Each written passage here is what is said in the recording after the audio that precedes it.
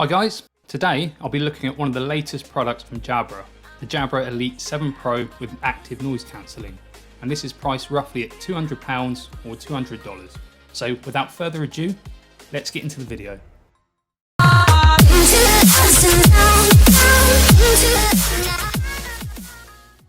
First off, as these are my first pair of Jabra headphones, the outer packaging was not what I had expected from this brand.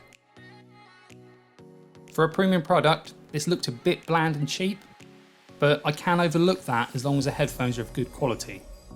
In the box, you have a quick start guide, the charging case, which can provide up to 30 hours of charge, the earbuds, which have a battery life of 8 hours, a USB-C cable, and your standard ear tips in 3 additional sizes.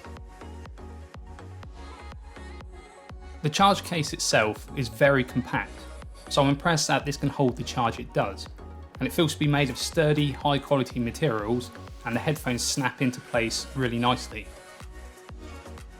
There doesn't appear to be a battery level indicator on the case, though this shouldn't be required as the battery level of the case will be displayed on your connected device, which you can see here.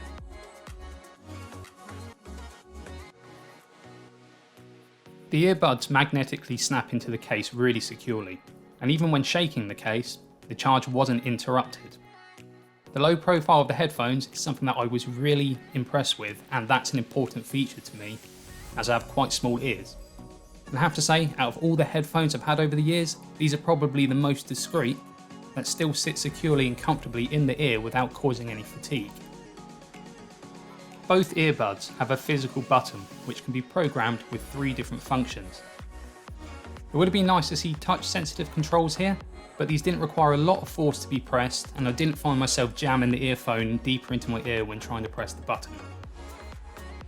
All the settings for the headphones can be configured using the Sound Plus application, which is available for Android and iOS.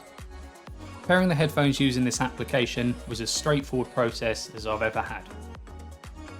And when the pairing was completed, I was immediately prompted with a firmware update. Once the firmware had downloaded, this was completed by putting both headphones into the charge case. And the update was indicated by a purple LED on the case. This entire process did take quite a while, maybe up to 30 minutes, but it ran smoothly, and you can just walk away and leave the headphones to update on their own. In the audio experience settings, you can select how you want the headphones to behave when Hear Through is activated. This is either to continue playing music or mute the audio. And a setting is also available here to enable and disable the My Sound profile, which I will show you how to set up shortly. In the call experience settings, you have a mute reminder tone and settings to adjust the sound level of your own voice when on a call. You also have equalizer settings specific to phone calls. In the headset configuration menu, you can select which sound modes you would like to cycle between when using the button on the headset, and this includes Hear Through, active noise cancelling, and off. Other settings include when the headset will enter sleep mode, headset guidance, and in-ear detection, which can be used to automatically answer calls, mute audio, and pause music when putting in the headphones and taking them out. This feature worked reliably every time I tested it, and there was no false detection, but results can vary depending on the shape of your ears. In the personalization settings, MyFit will optimize the audio and sound cancelling based on the fit of the headphones. The setup will check the fit for both the left and the right earbuds to ensure they are in your ears correctly, though I'm not sure how well this feature works, as even when I had the headphones in my hand, the application said both earbuds had a good fit, which was a bit surprising. In the active noise cancelling settings, you can personalise the active noise cancelling levels best suited for you. You'll need to adjust these settings while there's a lot of background noise to get the best results. And you can also adjust the left and right balance for the noise cancellation if you have a requirement to do so. I did attempt to record the audio to demonstrate the different settings, but unfortunately for some reason as soon as I start recording, the active noise cancelling has disabled itself and it can't be enabled again until the recording is finished. So here's the quality of the microphones just on a general call. I've tried demonstrating the noise cancelling, but when I started recording, it just doesn't allow me to. But hopefully this can give you a good idea of the quality of the microphones in the product. To me, they sound fine. To try and give you an idea, I've got some loud music playing about maybe 8 foot away from me. The active noise cancelling isn't even turned on, but this is actually doing quite a good job. I just wish that it'd be easier to show you a comparison with and without. The noise cancelling isn't bad, but I felt it could have been a bit better and didn't perform as well as I've experienced on Sony or Bose earbuds.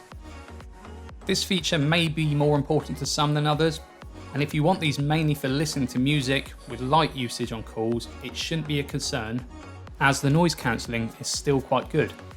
But if you're primarily purchasing these for phone calls, then I think there are probably better ones out there for a similar price, such as the Sony WF-1000 XM4. These headphones probably have the best noise cancelling for a product in this price range. In the My Sound settings, you can tailor the audio specifically to your own hearing levels, which sets up the My Sound profile we mentioned earlier on. Here, you'll be taken through a sequence of tones where you'll be prompted to press on the screen as soon as you hear them. I found this came in really helpful, and I discovered that the hearing in my left ear was a bit worse than the right, and this balanced out the audio quite nicely. In the My Control settings, you can specify exactly what you want each headphone button to do for different scenarios, such as listening to music and when on a call. And this includes 3 actions per headphone. You'll notice that there are no options here to adjust audio in these controls, and this is defaulted to holding down the left button to reduce the volume and the right button to increase the volume.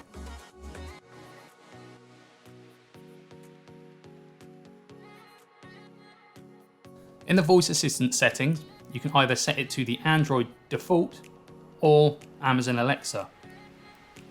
I'm not sure how it works on iPhones, but you may have a default iPhone setting as well. The hear-through feature was something that I was really impressed with. While listening to music, pressing the button defaulted to the left earbud can pause the music and activate microphones, so you don't have to take out the headphones to have a conversation. I found that I was able to have a conversation easily without taking the earbuds out, and I could hear myself and others clear enough without finding myself shouting at people. There are several sound profiles you can pick from, and I commonly use speech, bass boost and smooth depending on how I'm using them. You can also create and save your own profile, so you can adjust the audio levels to exactly how you want them. The Jabra Elite 7 Pro is a premium product with some great features built in. And these can all be set up in an application that's very easy to use, even for those that aren't all that tech savvy. The ability to personalize settings such as the button controls and the audio profile tailored to your hearing are great features that everyone would appreciate. The audio when playing music I cannot fault. It was loud, clear, and the bass was brilliant. But I did have to mess around with the EQ a bit to get it to my liking. The hear-through feature stood out to me the most, and I've made use of this on a daily basis, and it's something that I couldn't be without now. However, the active noise cancelling didn't perform as well as I expected. It's not terrible, but it just didn't block out background noise as well as some other products in this price range. If you want an all-round, high-quality pair of headphones with brilliant audio that you occasionally use for phone calls, then I would highly suggest these. But if noise cancelling is the main thing you're looking for, then it might be worth shopping around for other products. I hope you have found this video helpful and that has given you some valuable information to determine if these headphones are for you.